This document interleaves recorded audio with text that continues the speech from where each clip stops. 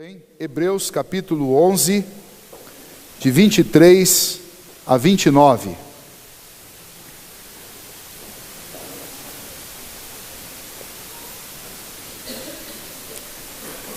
Eu farei leitura, mantenha sua Bíblia aberta nesse texto, para que você possa acompanhar nossa mensagem nesta noite, e que ela faça bem ao nosso coração.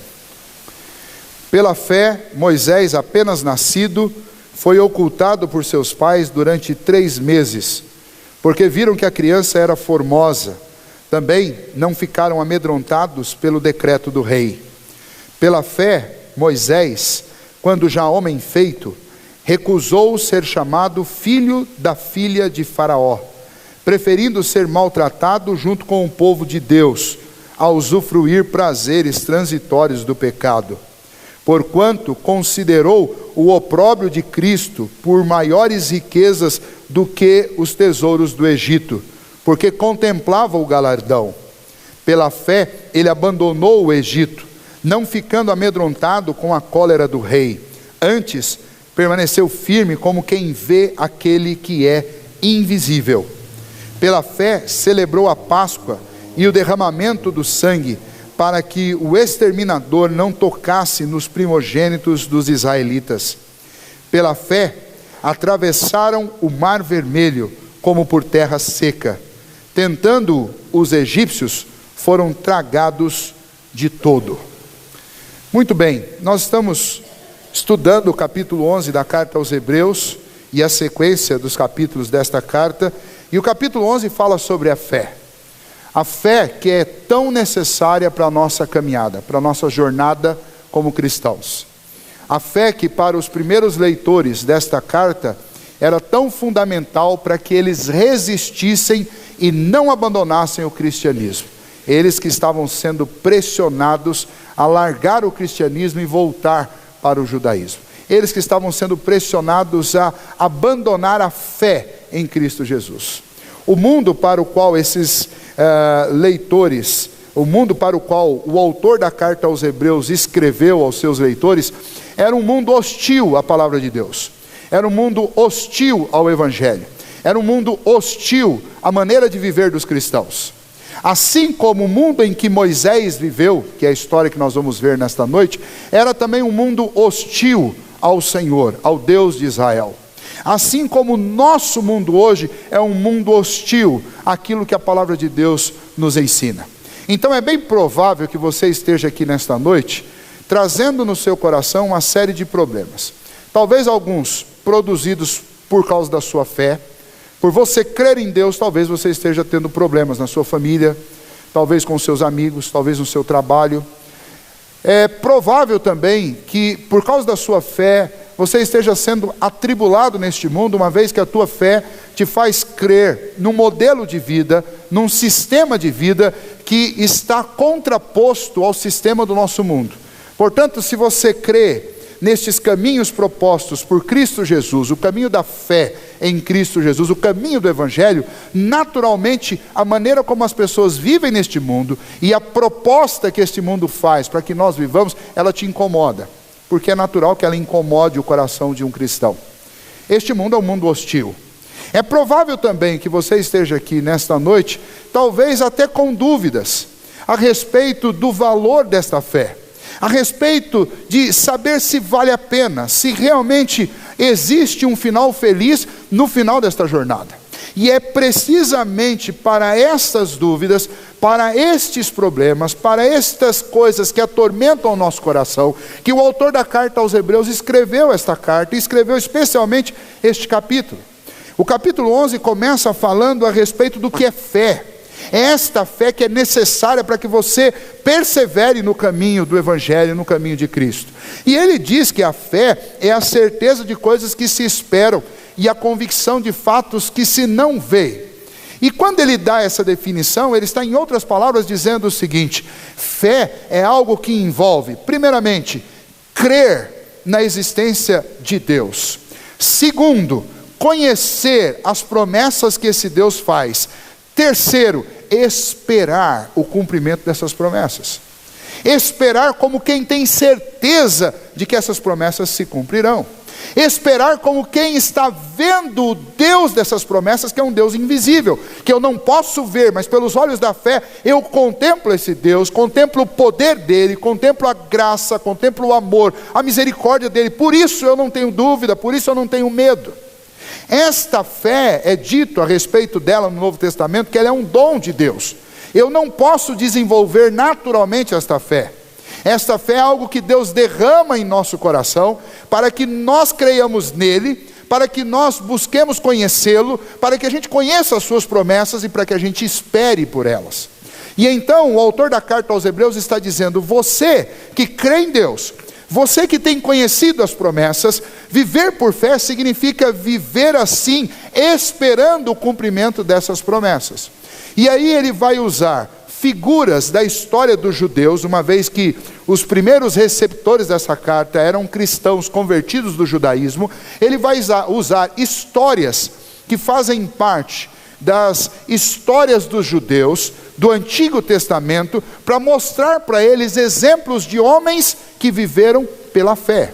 E depois ele vai continuar narrando a história de homens do seu tempo, gente que foi contemporânea sua, gente da sua época, do primeiro século da era cristã, que também deu exemplo do que é viver por fé, crendo em Deus, conhecendo as promessas e esperando por elas.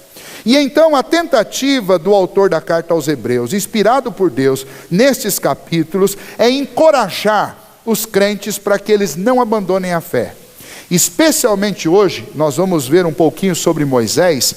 O autor da carta aos Hebreus tem um tema para a nossa noite, tem um tema para esse trecho. O tema dele é mostrar a fé de Moisés, uma fé que vence o mundo. A fé de Moisés, uma fé que vence o mundo. Ele já falou sobre Abel, ele já falou sobre Enoque e já falou sobre Noé. Os grandes heróis da fé pré-diluvianos, homens que creram na promessa de Deus, eles creram na existência de Deus e eles andaram de tal maneira que eles agradaram o Senhor. Depois ele falou do grande patriarca Abraão, o nosso pai da fé, mostrando a vida de Abraão, mostrando como Abraão creu em Deus, como Abraão viveu confiado nas promessas do Senhor, como Abraão esperou no Senhor. E ele não só creu, mas muitas das promessas que Deus fez, ele apenas visualizou de longe. Por exemplo, Deus o chamou para ir para uma terra, Deus o chamou de Ur dos Caldeus, para levá-lo a uma terra que o Senhor daria a ele por herança, daria a ele possessão dessa terra. O problema é que ele morreu sem ser dono dessa terra. Mas ele não desistiu e nem deixou de crer. Ele abençoou seu filho Isaque. Isaque, por sua vez, também morreu sem ser dono dessa terra. Mas ele abençoou o seu filho Jacó, que passou a viver na mesma expectativa dele. Jacó também não foi dono dessa terra, mas ele abençoou os seus filhos, e ele ensinou esses caminhos da fé para os seus filhos. Numa época de crise, o seu filho José, que tinha sido levado para o Egito, e agora era governador do Egito, levou toda a família de volta para o Egito. E lá no Egito eles viveram, num primeiro momento, uma condição boa. Viveram como hóspedes do Egito. Mas depois que José morreu, eles se tornaram escravos. Cerca de 450 anos, os hebreus viveram como escravos. E o autor da carta aos Hebreus vai pegar a história de Moisés, que é o grande libertador que Deus usou para tirar este povo lá do Egito e trazer para a terra que Deus tinha prometido a Abraão lá atrás. E dar essa terra como possessão para esse povo. E os eventos que envolvem essa saída e a vida de Moisés são os eventos que o autor da carta aos Hebreus quer nos mostrar nesta noite. Ele escolhe, especialmente quando nós olhamos aqui para esses versículos de 23 a 29, ele escolhe 5 episódios importantes na vida de Moisés, para mostrar esta fé de Moisés, que é a fé que vence o mundo. Antes de olhar esses episódios, é importante nós lembrarmos que a vida de Moisés está dividida em 3 grandes períodos. Um primeiro período, Moisés viveu na corte egípcia. Ele estava lá como um filho da filha de Faraó.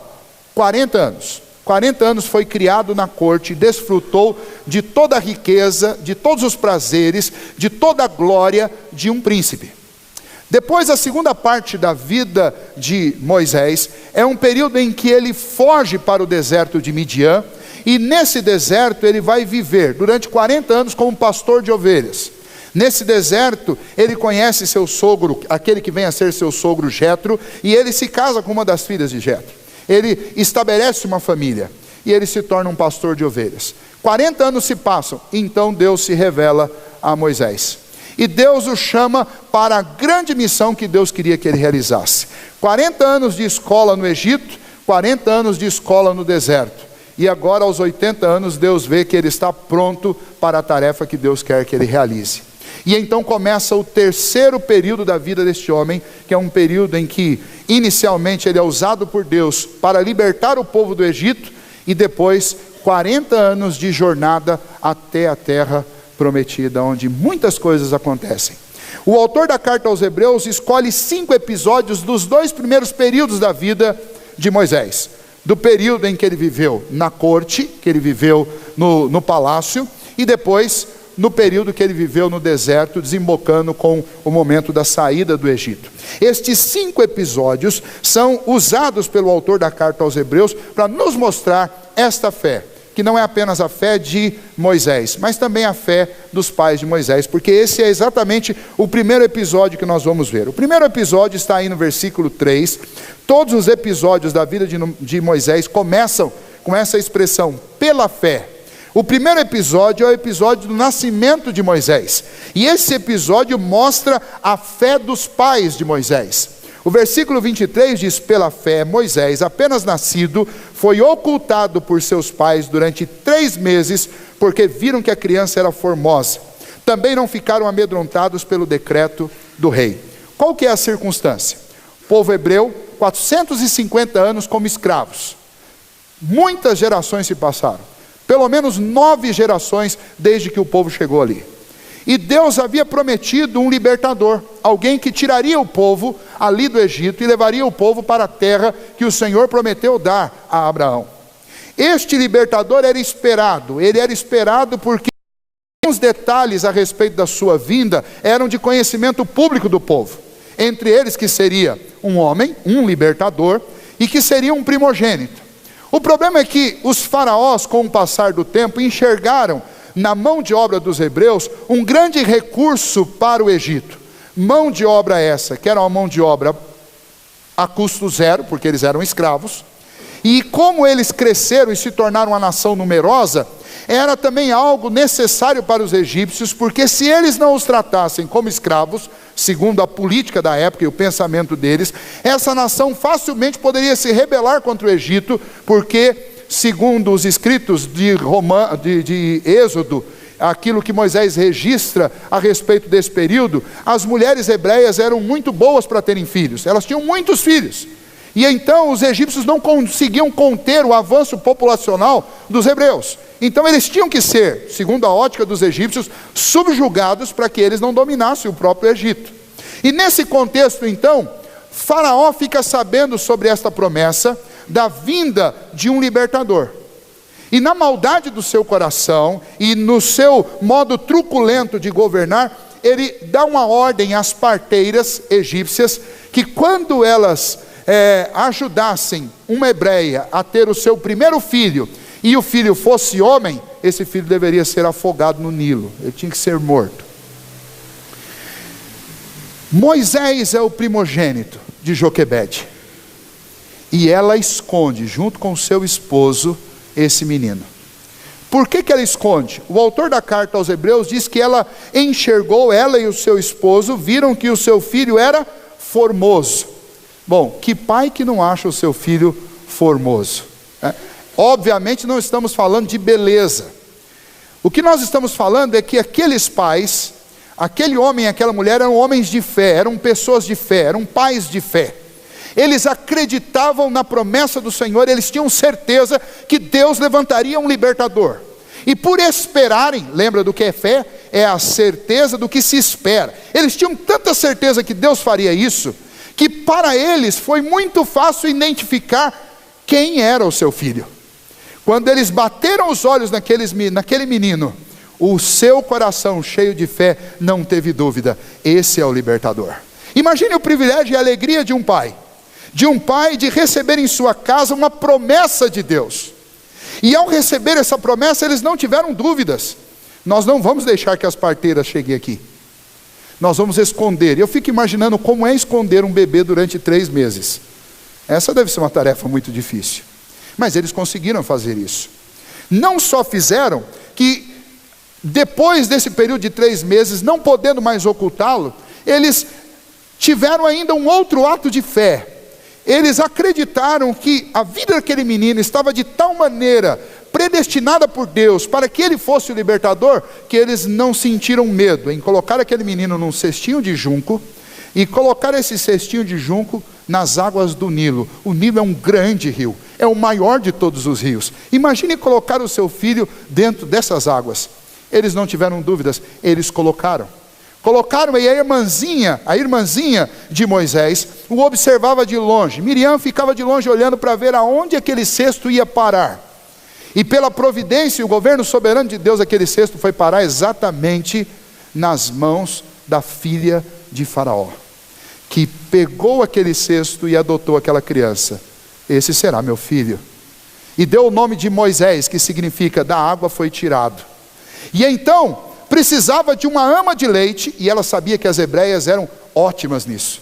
Precisava de uma mulher para tomar conta, para ser a babá daquela criança. E Miriam, que estava ali do lado, fez uma sugestão: eu conheço uma mulher que pode fazer isso. E ela vai atrás da sua própria mãe, a mãe de Moisés. E Moisés é criado dentro de um palácio, como filho da filha de Faraó, mas aprendeu tudo, não só da cultura e da ciência dos egípcios, mas aprendeu tudo sobre a cultura e a fé dos hebreus, durante 40 anos. E está aqui, diante dos nossos olhos, um episódio que o autor da carta aos Hebreus pensou, escolheu, no meio de tantas histórias que ele poderia contar sobre Moisés e sobre o povo hebreu, ele escolheu este episódio para mostrar a fé dos pais de Moisés, para mostrar a fé deste casal que não teve medo nem de Faraó, nem muito menos das circunstâncias. Não era um casal que acreditava no acaso, não era um casal que acreditava em destino, eles acreditavam em Deus. E por isso eles enfrentaram o Faraó que mandou matar, e eles não deixaram matar. Eles ocultaram aquela criança, e por isso eles colocaram aquela criança sobre as águas do Nilo, porque eles sabiam que o Deus que tinha dado a eles aquele filho era também o Deus que governava e que cuidava da vida dele. Isto é um exemplo de fé. Este exemplo deve ser considerado por nós, tamanha a importância dele. O autor dessa carta aos Hebreus queria ensinar para aqueles seus primeiros leitores, e para nós também, a fé, e em que consistia essa fé. Essa fé consistia em confiar plenamente em Deus e jamais temer os homens. Foi isso que esses pais nos ensinaram. Qual a lição que eu tenho para aprender com os pais de Moisés? A lição que eu tenho a aprender com eles é confiar em Deus e não temer os homens. Eles não temeram, e eles não temeram qualquer pessoa, eles não temeram a Faraó, a pessoa mais poderosa do seu tempo. Eles não sentiram medo dele. E aqueles irmãos lá do primeiro século, hebreus, eles estavam sentindo medo dos seus patrícios judeus que estavam perseguindo-os. Eles estavam sentindo medo dos romanos. Eles estavam sentindo medo de muita gente. Eles estavam sendo pressionados a abandonar a fé por causa da opinião pública. E então o autor da carta aos Hebreus pega este episódio para mostrar para eles como é que vocês, que são judeus, que são hebreus, que são descendentes desta família aqui, como é que vocês podem trair a reputação dos hebreus, a reputação de um povo que sempre confiou em Deus e nunca temeu os homens? Por que agora vocês vão abandonar a fé em Cristo Jesus? Porque alguns homens estão ameaçando vocês. É isso que o autor da carta aos Hebreus está fazendo com aquele povo. E é isso que ele está fazendo conosco também. Por quê? Por quê que nós muitas vezes nos desanimamos com os caminhos de Deus? Desanimamos por quê? Porque eles não são simpáticos, e o mundo não é simpático com eles, e eles não são simpáticos com o mundo. Desanimando com a fé, porque ela vai na contraposição da opinião popular. Desanimando da fé, porque algum parente meu não gosta do que eu creio. O autor da carta aos Hebreus está dizendo: não temam os homens, não temam os homens, confia no Senhor, como Joquebede, como os pais de Moisés confiaram. O segundo episódio tem também uma outra lição muito importante para nós. O segundo episódio está aí no versículo 24. O segundo episódio fala a respeito da renúncia que Moisés realizou em relação a tudo que o Egito podia lhe oferecer. O versículo 24 diz: pela fé, Moisés, quando já homem feito, 40 anos, recusou ser chamado filho da filha de Faraó, ou seja, recusou ser o príncipe do Egito, preferindo ser maltratado junto com o seu povo. Ele sabia qual era o seu povo, ele conhecia a sua identidade, e o seu povo era escravo. Ele trocou o trono do Egito pela escravidão. Ele preferiu isso do que usufruir de prazeres transitórios do pecado. Ele reconheceu que toda a glória do Egito não passava de algo transitório. Mas aquilo que o seu povo esperava, aquilo que o seu povo cria, aquilo que o seu povo confiava, é um tesouro que não é transitório, que é a fé em Deus.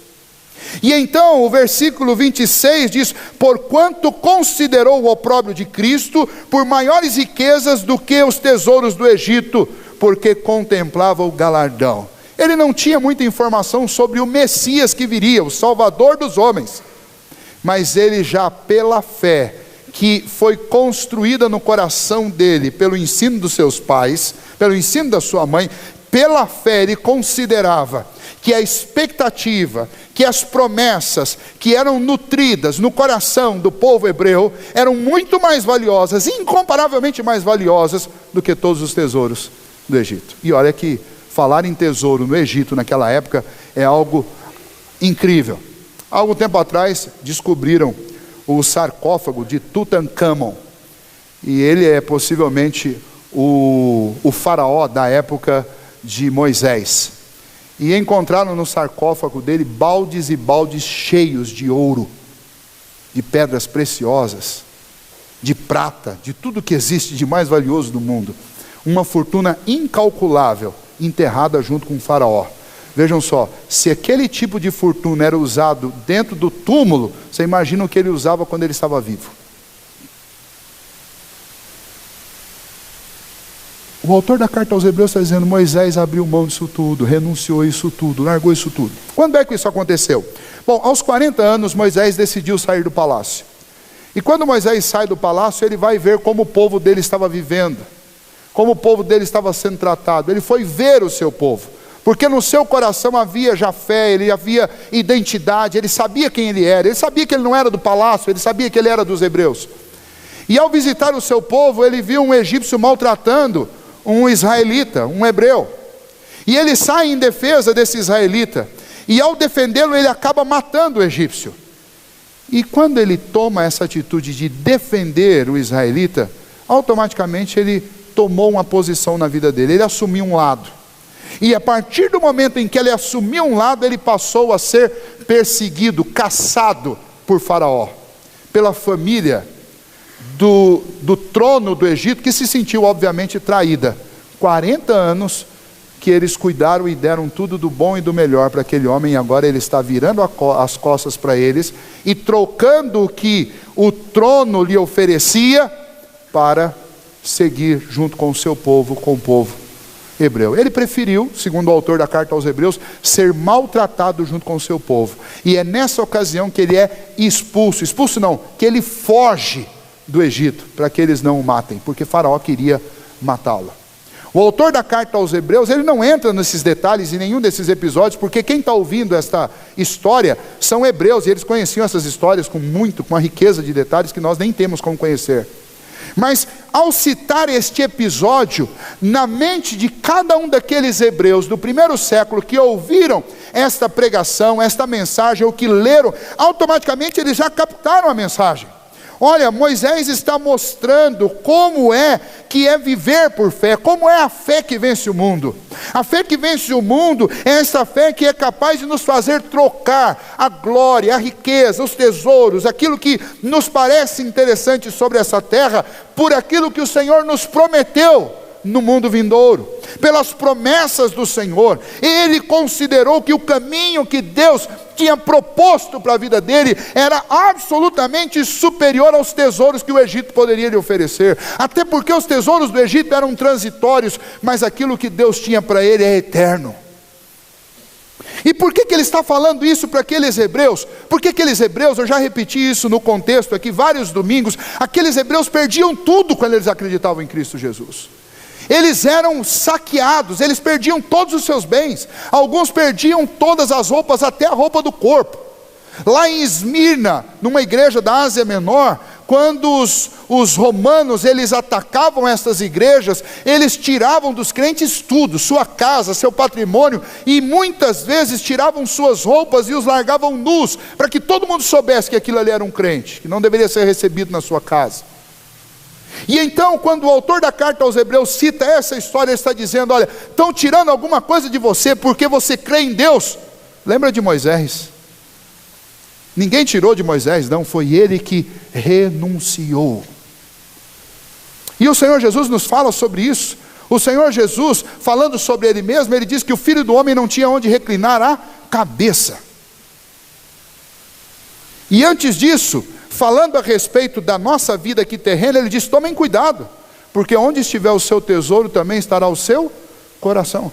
Se o meu tesouro for um tesouro terreno, o meu coração está onde? Está aqui. Mas se o meu tesouro for as promessas do Senhor, se esse for o meu maior tesouro, então o meu coração está ancorado na eternidade. E o que o autor da carta aos Hebreus está usando com essa história, mostrando onde está o seu tesouro. Você precisa de uma fé que seja capaz de fazer com que você renuncie os seus tesouros. Renuncie aquilo que os prazeres transitórios dessa vida possam te oferecer. E está aí um assunto difícil para nós, é só pela fé. Porque nós gostamos de conforto, nós gostamos de prazer, nós gostamos de comodidade, nós gostamos daquilo que qualquer outra pessoa nesse mundo gosta. Por isso que ser cristão é tão difícil, porque você tem que negar-se a si mesmo, negar as ofertas deste mundo, negar os prazeres transitórios. Isso só é possível pela fé. Humanamente falando, não é. Por isso que eu preciso dessa fé, como Moisés tinha em seu coração. A lição que o autor queria mostrar era essa: cuidado com os seus tesouros. Os tesouros desse mundo são ilusórios e transitórios. O maior de todos os tesouros está no Senhor. As promessas dele são o caminho para que você alcance tesouros que não poderão ser tirados de você. O terceiro episódio que ele conta é falando a respeito do abandono de Moisés do Egito. Vejam só, versículo 27. Pela fé abandonou o Egito. Mas isso daqui não é aquela primeira vez que ele vai para o deserto. Não é, porque a primeira vez ele não abandonou. A primeira vez ele fugiu. Moisés sai 2 vezes do Egito. A primeira que ele sai aos 40 anos, fugitivo. Passa 40 no deserto e volta em nome de Deus para libertar o povo. E aí Deus o usa, e usa através de pragas que são enviadas ao Egito. E então, aos 80 anos, Moisés lidera o povo hebreu numa jornada de volta para Canaã. E este povo, juntamente com Moisés, abandonam o Egito. É desta saída, é este episódio que está sendo relatado aqui. Pela fé, ele abandonou o Egito, não ficando amedrontado com a cólera do rei, antes permaneceu firme como quem vê aquele que é invisível. Isso é muito interessante. Moisés está com 80 anos. 80 anos para nós é fim de carreira. 80 anos para Moisés é início da carreira que Deus tinha proposto para ele. É o início. Moisés, você vai começar uma missão agora. E é uma missão bacana. Você vai conduzir 600 mil homens, cada um deles com suas esposas. A maioria tinha mais que uma. E cada esposa com os seus filhos. A maioria tinha mais que 10. Então, se você fizer um cálculo baixo, você vai ter uma multidão de aproximadamente 5 milhões de pessoas. Você vai conduzir esse povo pelo deserto, para a terra prometida. Veja só, Deus chegou para Abraão e falou: Abraão, deixa a tua parentela, deixa a tua casa e vai para a terra que eu vou te mostrar. Era Abraão e a família dele e o sobrinho dele Ló. Agora Deus chega para Moisés e fala: Moisés, você vai. Só que diferente de Abraão, você vai levar mais 6 milhões de pessoas, 5 milhões de pessoas junto com você. Tá bom para você? 80 anos de idade. Tem muita gente que a gente chega para conversar: e aí, vamos trabalhar? Vamos fazer alguma coisa? Não, pastor, já estou com 60 anos, já estou na hora de me aposentar. Lembra de Moisés? Moisés começou aos 80.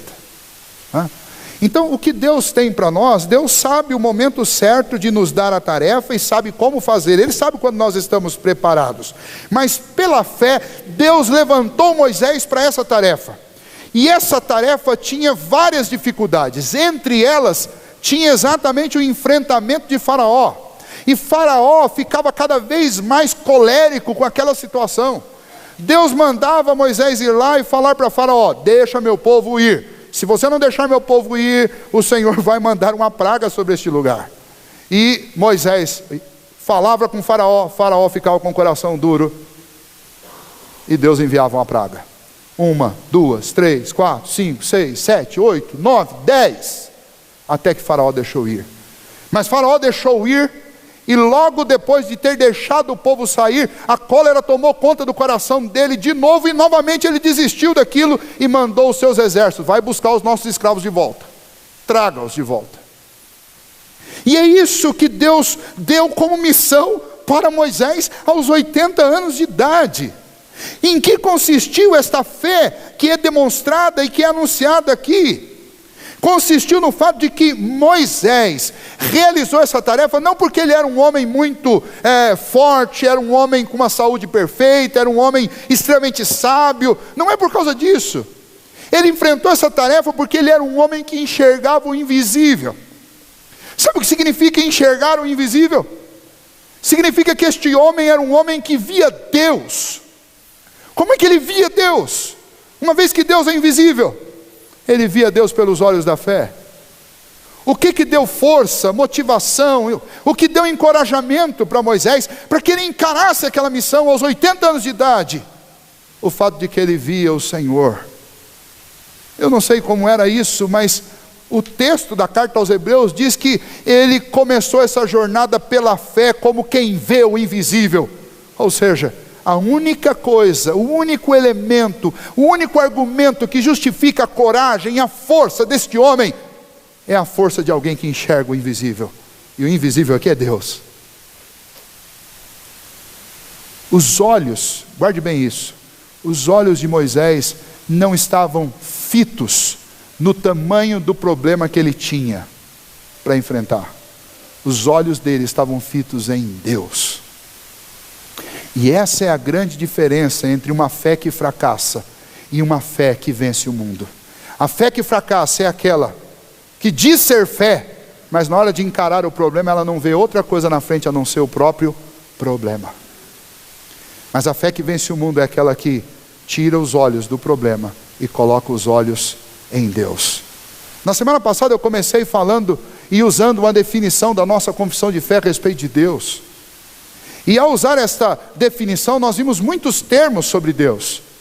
Alguns que eu acredito que estavam extremamente vívidos no coração de Moisés, especialmente depois de ter visto aquela sarça ardendo em fogo e não se consumindo, especialmente depois de ter visto aquelas 10 pragas vindo sobre o Egito, especialmente depois de ter ouvido tantas instruções de Deus.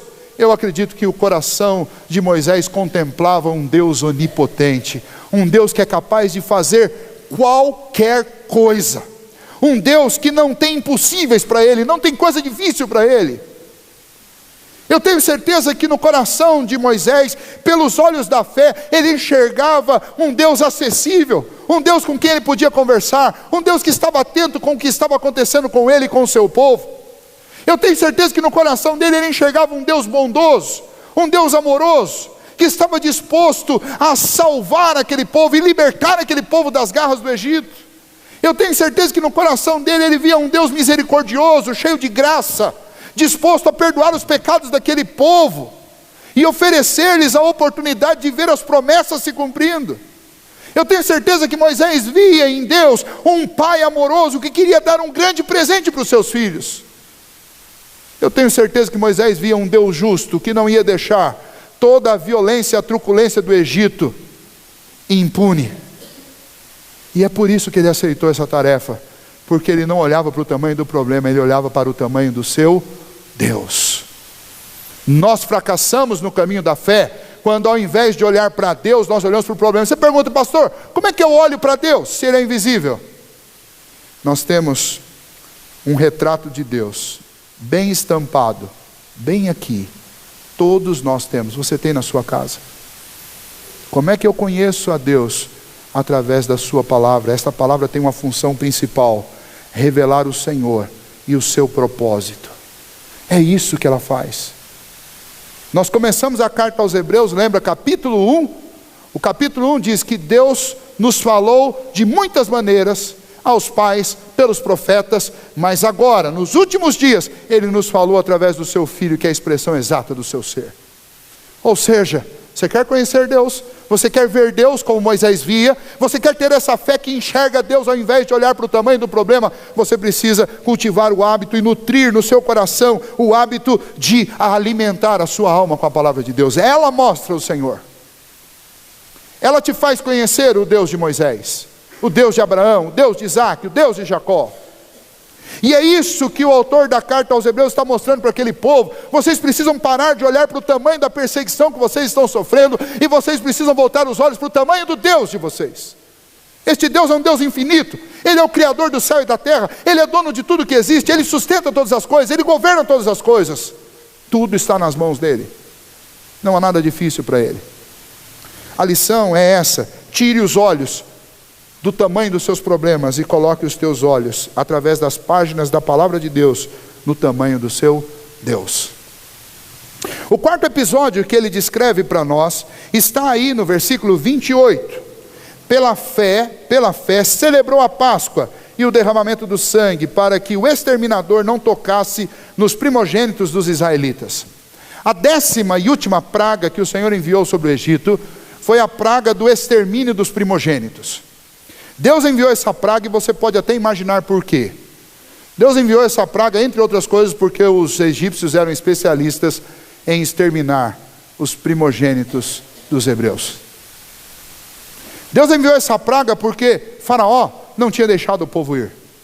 E a Bíblia tem uma maneira muito interessante. Se você ler Êxodo capítulo 5, você vai ver que, sabe como Deus se refere ao seu povo? Na primeira vez que Moisés chega para Faraó e diz: olha, eu tenho um recado de Deus para você. Sabe qual é o recado? Deus diz para Faraó assim: deixa sair o meu primogênito. Porque o povo hebreu é o povo que prefigura a figura do Filho de Deus encarnado, que é o Senhor Jesus.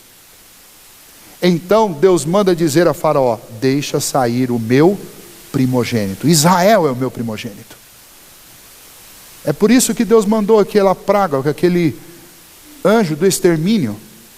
Porque uma vez que Faraó queria matar o primogênito do Senhor, já tinha matado muitos primogênitos dos hebreus. Agora Deus vai ceifar a vida dos primogênitos dos egípcios. E Deus mandou a Moisés, na noite desse extermínio, celebrar a Páscoa, que recebeu esse nome especialmente pelo seguinte fato: a Páscoa significa, esse termo vem de um termo hebraico chamado pachá, que significa passar, ou passagem. E a ideia é a seguinte: Deus mandou o povo hebreu sacrificar cordeiros, e com o sangue desses cordeiros eles deveriam passar nos umbrais de suas portas, para que quando o anjo do extermínio passasse, por isso o termo pachá, por isso o termo Páscoa, quando este anjo passasse pela porta dos hebreus, ele não entraria. Por quê? Porque aquele sangue simbolizava que um cordeiro tinha morrido no lugar daquele primogênito ali. Então já tinha sido pago aquele sacrifício. E o povo do lado de dentro, a instrução que Deus deu através de Moisés é a seguinte: do lado de dentro vocês vão comer a carne do cordeiro, vocês vão comer ervas amargas, para vocês lembrarem da última noite deste lugar como um lugar amargo, um lugar de amargura, de onde vocês não deveriam, de onde vocês nunca mais devem querer voltar. E vocês vão comer pão sem fermento, pães asmos. E numa mão vocês vão segurar o cajado, e nas costas vocês vão colocar a mochila porque quando o dia amanhecer, vocês sairão do Egito. O que tudo isso significa? Tudo isso é promessa. Vejam só, eles tinham visto 9 pragas virem sobre aquela terra. E agora Deus disse, vem uma 10ª. E eu prometo a vocês, que se vocês matarem um cordeiro e colocarem o sangue sobre a porta, ele não vai tocar nos filhos de vocês. Eu prometo a vocês, que amanhã vocês vão sair daqui. São promessas. E o texto está dizendo que pela fé, Moisés celebrou a Páscoa junto com os hebreus. Significa uma coisa: estes homens esperaram com toda certeza que aquilo que Deus disse iria acontecer, e eles confiaram nisso. E eles aqui, tipologicamente, eles já estão também confiando naquilo que Cristo, e eles não sabiam disso ainda, mas eles estão confiando naquilo que Deus nos prometeu através de Cristo. O que a Páscoa simboliza para nós que vivemos agora, alguns séculos na frente deles? A Páscoa para nós significa passagem, sim, mas passagem da velha para a nova aliança. Significa passagem de um estado em que eu tinha uma aliança com Deus, que era uma aliança meritória, que nunca resolveu o meu problema, porque eu sempre precisei de um Redentor. Mas agora, nesta nova aliança, o sangue que é derramado para a remissão dos meus pecados, não é o meu, mas é o sangue do Filho de Deus.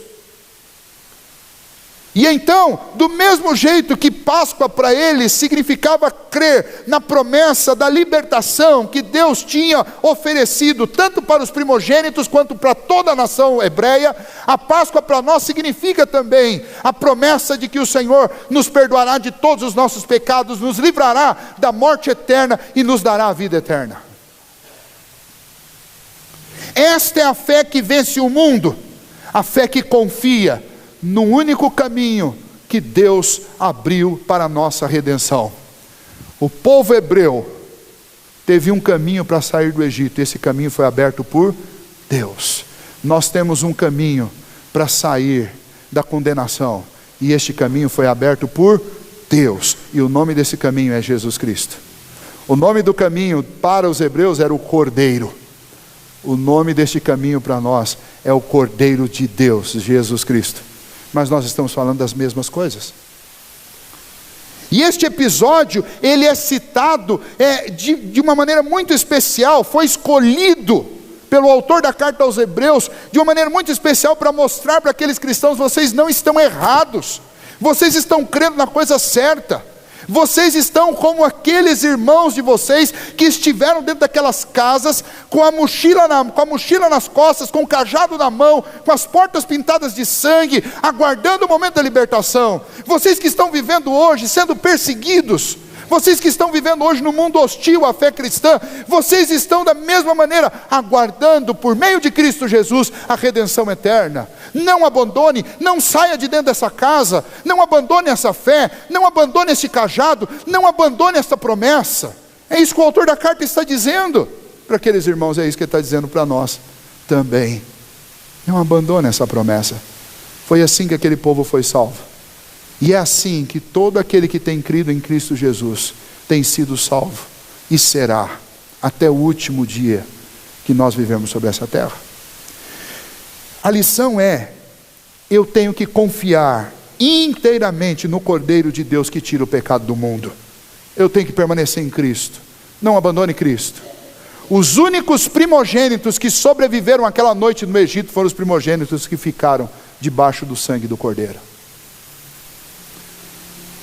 Os únicos homens que sobreviverão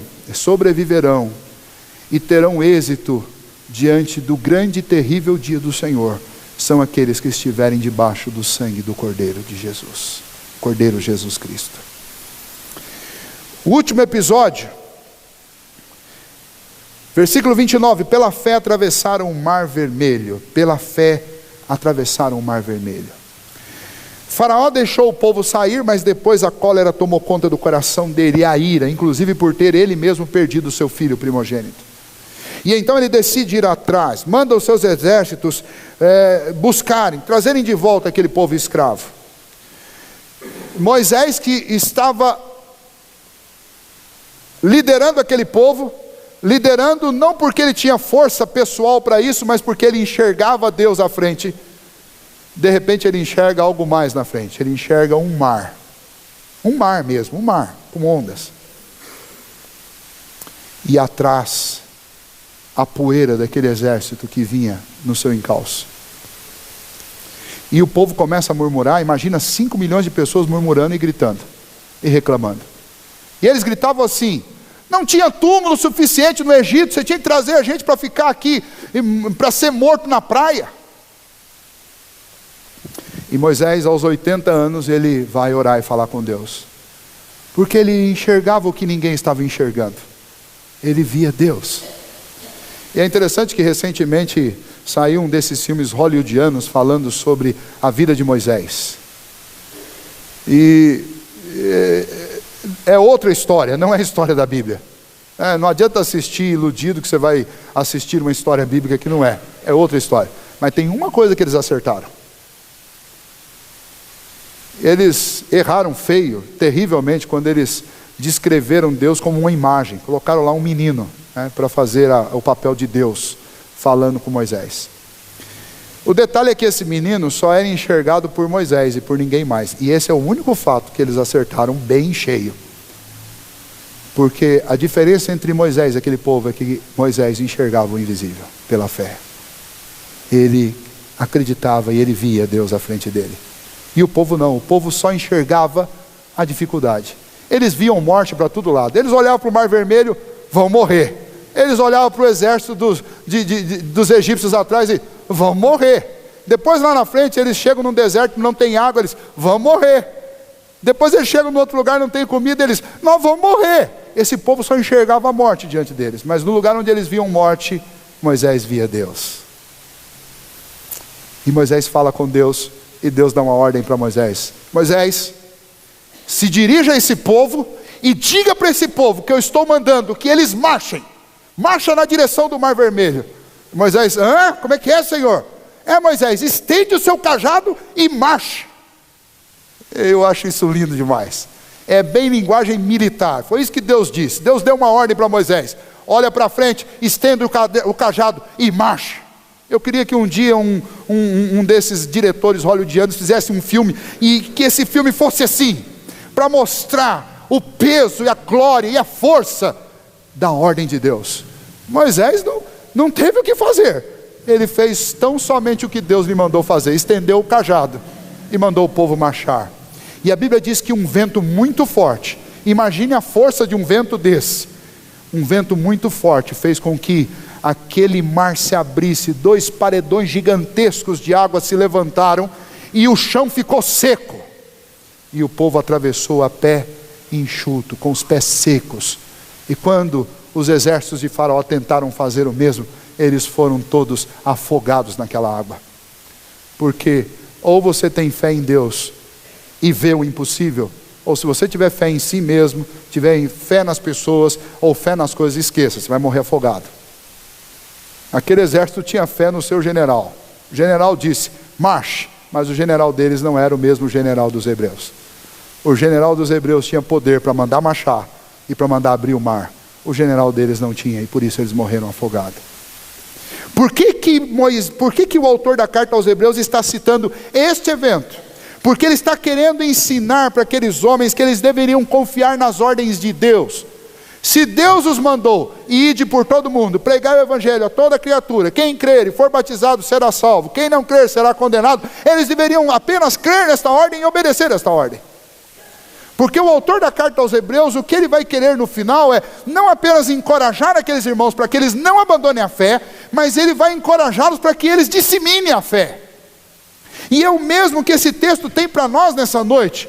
O que esse texto quer para mim e para a sua vida é não somente me encorajar a viver pela fé em Cristo Jesus, mas me encorajar a disseminar essa fé para os meus amigos, para a minha família, para os meus conhecidos. E então, estes 5 episódios são extremamente importantes quando você quer descrever o que é viver por fé. Como é uma fé que vence o mundo?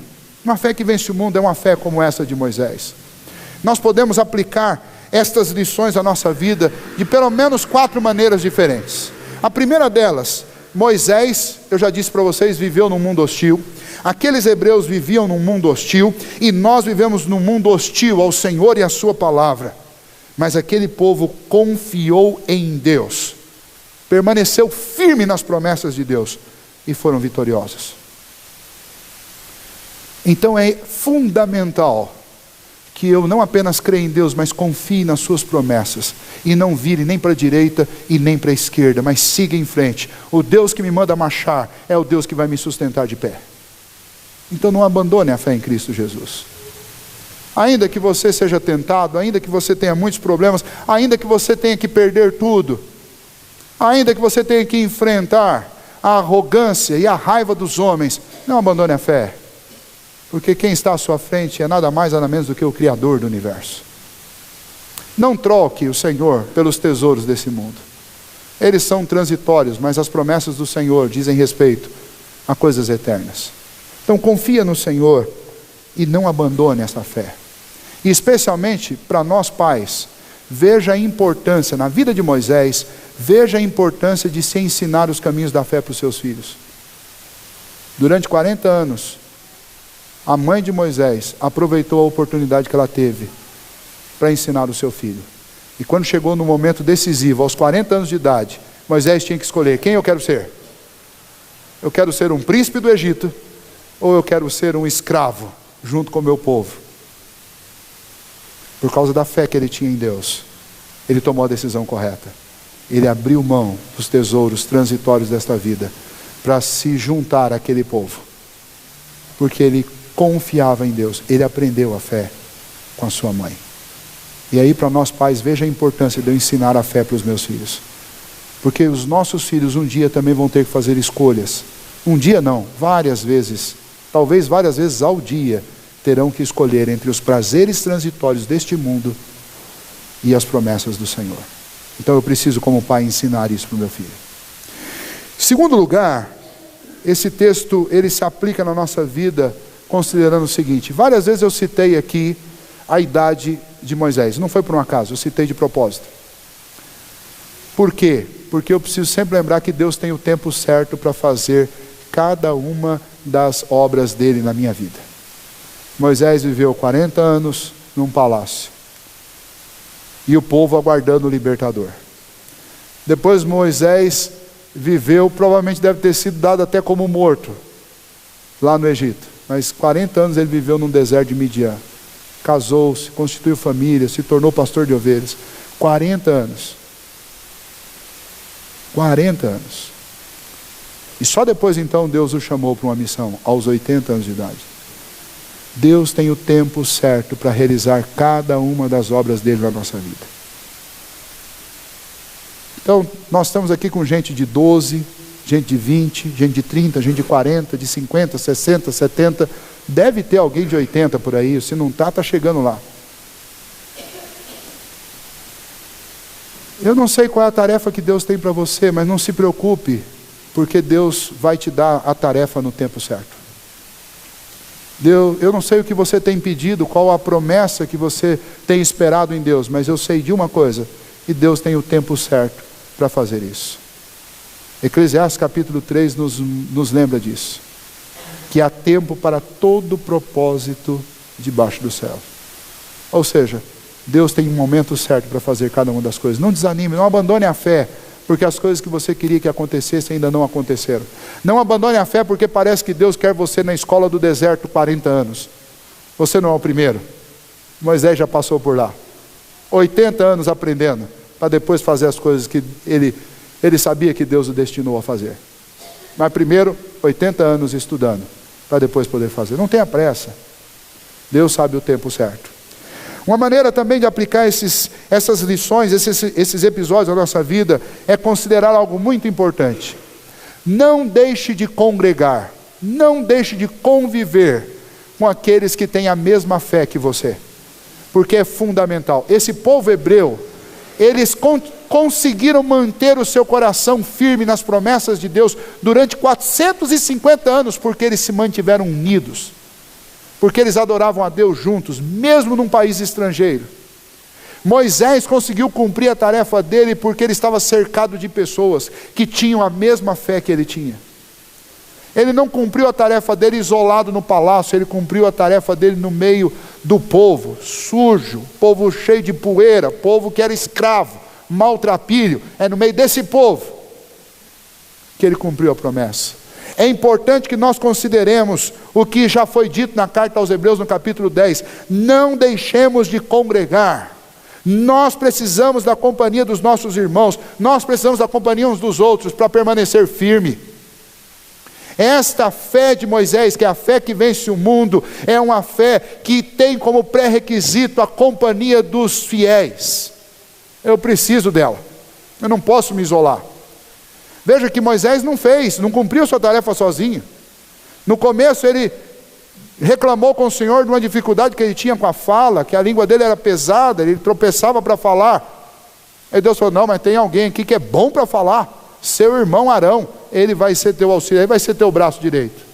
E Arão vai lá para ajudar Moisés. Depois Moisés, com aquela multidão, 5 milhões de pessoas, tendo que resolver as intrigas, as picuinhas no meio daquele povo todo, como é que fazia? Deus levantou 70 homens, 70 anciãos para ajudá-lo a julgar as causas do povo. Ou seja, a vitória e os êxitos que Moisés experimentou por causa da companhia de homens que o Senhor colocou junto dele. Ele congregava com estes homens. Depois Josué e Calebe, que por fim terminam concluindo a tarefa dele. Homens que congregavam com o povo, que estavam juntos com o povo, que sentiam o cheiro do povo. Cristão tem que estar no meio de cristão. Se o meu maior ciclo de amigos não for cristão, pode escrever embaixo, você vai ter problemas seríssimos com a sua fé em pouquíssimo tempo. Porque brasa fora do braseiro, sabe o que acontece com ela? Ela esfria e apaga. Não estou dizendo com isso que eu não tenho que ter amigos lá fora, mas eu tenho que lembrar que a amizade com o povo de Deus e o congregar com a igreja do Senhor é fundamental para que eu tenha saúde para evangelizar os meus amigos de fora. Como é que eu vou poder evangelizar os meus amigos de fora se eu estou igual um deserto, seco, vazio? Não tem. E aí essa coisa de evangelizar acaba se tornando uma desculpa. Eu preciso de estudar a Bíblia, preciso de vir orar com os irmãos, preciso da escola dominical, preciso do culto de domingo, preciso fortalecer minha fé na companhia do povo de Deus, para poder ter como anunciar o Evangelho lá fora. Senão não vai ter como, você não vai ter força. Você vai fazer de conta que está fazendo, mas não está, e você sabe que não está. Não deixai de congregar. E por último, como é que eu aplico esses 4 episódios na minha vida? Meditar na palavra de Deus diariamente é o modo que Deus estabeleceu para que eu possa enxergar o invisível. Para que eu tenha a mesma visão privilegiada de Moisés, eu preciso da Bíblia. O óculos de Moisés para ver o invisível era o que ele conhecia sobre Deus, é o que Deus estava revelando sobre ele. E nós temos um privilégio que Moisés não teve. Moisés foi usado pelo Senhor para escrever os 5 primeiros livros da Bíblia. Deus se revelou a ele, ele enxergou o invisível e ele escreveu para nós. Mas diferente de Moisés, que escreveu os 5 primeiros, eu tenho 66 na minha mão, para enxergar Deus, para ver cada nuance do que Deus quis revelar sobre ele para mim. Se eu só consigo enxergar os meus problemas, é porque está faltando eu tirar os olhos dos meus problemas e voltar para este livro e começar a conhecer o tamanho do meu Deus. Não tem vida cristã em nenhuma... Domingo passado, quando eu terminei aqui, alguém chegou na porta e falou: pastor, como é que eu faço para a fé crescer? Eu falei: leia a Bíblia. Porque a fé é crer em Deus, conhecer suas promessas e esperar. Está aqui, ó. É tudo isso que esse livro faz. Ele me apresenta Deus, ele me apresenta as promessas de Deus e me dá o exemplo de como esperar nelas. Como é que eu permaneço firme na fé? Eu permaneço firme na fé olhando para o invisível.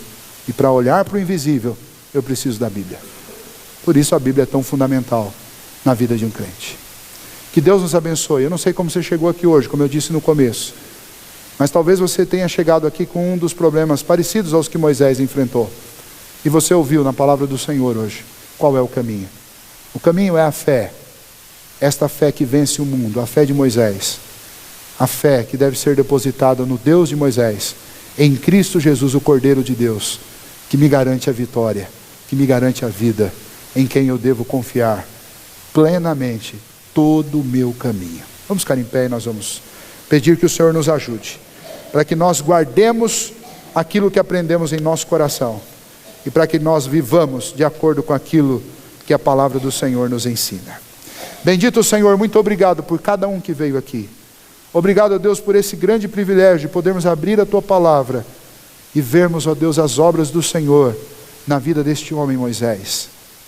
Obrigado, ó Deus, porque através desses episódios da vida dele, nós podemos conhecer um pouco mais sobre a grandiosidade do Senhor, sobre os Teus planos, sobre as Tuas promessas, sobre a Tua fidelidade, sobre a fé. E nós Te louvamos por isso, ó Deus, porque tudo isso não só nos emociona, mas nos encoraja e nos fortalece. Ó Deus, mas que não apenas hoje no domingo, mas que amanhã nós tenhamos a disposição de parar um momento dentro do nosso dia e dar uma contemplada no Senhor através da Tua palavra. E que a gente faça isso depois de amanhã e depois de amanhã, e que isso nos ajude a confiar no Senhor, mesmo vivendo no meio desse mundo hostil, que nós possamos olhar para o Senhor, não para os problemas, lembrar que o Senhor tem o tempo certo para todas as coisas da nossa vida, confiar inteiramente no Senhor, depender do Senhor, obedecer às ordens do Senhor, e assim, ó Deus, não temermos os homens, mas vivermos e sustentarmos esta fé que o Senhor nos deu. Nós sabemos que os dias aqui são difíceis, ó Deus, mas a Tua palavra nos promete um final feliz, e nos promete alegria e satisfação plena, uma alegria e uma satisfação que nada neste mundo pode oferecer. Então, se alguém chegou aqui hoje triste, cansado e precisando de alegria, ó Deus, que o Senhor encha esse coração de esperança, esperança de que ainda que neste mundo a gente chore e tenha dificuldades, para aqueles que creem em Cristo Jesus há um futuro e uma vida eterna, preparada, onde só haverá alegria, não haverá dor, nem tristeza, nem sofrimento, nem morte, nem perda. Então, ó Deus, para quem já esperou o quanto nós já esperamos, nós podemos esperar um pouco mais, porque nós temos a segurança e a certeza de que o que o Senhor prometeu, o Senhor cumprirá, e que essa vida nossa é muito curta perto da eternidade. Então, mesmo que ela seja sofrida e cheia de problemas, nós podemos nos alegrar antecipadamente, sabendo que estas coisas todas ficarão para trás. Assim como aquele povo abandonou o Egito e deixou tudo para trás, assim também o Senhor nos promete que um dia o Senhor descerá nas nuvens com poder e glória, e nesse dia tudo desta vida ficará para trás. Mas esse dia é o dia da salvação daqueles que estão debaixo do Cordeiro, do sangue do Cordeiro do Senhor, Cristo Jesus. Portanto, ó Deus, que cada um aqui nesta noite tenha a sua vida absolutamente entregue nas mãos do Teu Filho Jesus, para que nós possamos desfrutar destas promessas preciosas do Senhor para a nossa vida, para a vida eterna. Assim, ó Deus, que estas palavras sejam, ó Deus, plantadas dentro do coração de cada um aqui nesta noite, e que elas jamais sejam esquecidas, e que nós vivamos por elas todos os dias. É a oração que fazemos nesta hora, em nome de Jesus. Que a graça do nosso